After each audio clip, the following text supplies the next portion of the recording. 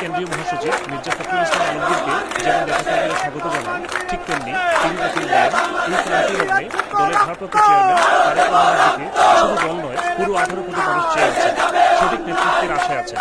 তখন হলবর্তী সকলেই স্লোগানে করতালিতে মেতে ওঠে। মির্জা ফখরুল বলেন, দেশে এখন চরম কঠিন দিন চলছে, ভয়ভীতি আর ত্রাস সমাজকে গ্রাস করেছে। তার দলের আসামি হচ্ছেন 18 লাখ, খুন হয়েছেন 10,000 আর গুম 500। মিডিয়ারও পুরোপুরি নিয়ন্ত্রণ নিয়ে নিয়েছে সরকার।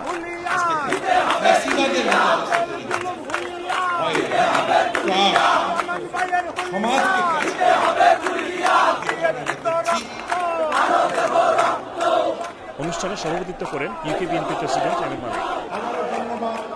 সেক্রেটারি এম কয়সর আহমদের পরিচালনায় এতে ইউকে বিএনপির বিভিন্ন পর্যায়ের নেতৃবৃন্দ অংশ নেন।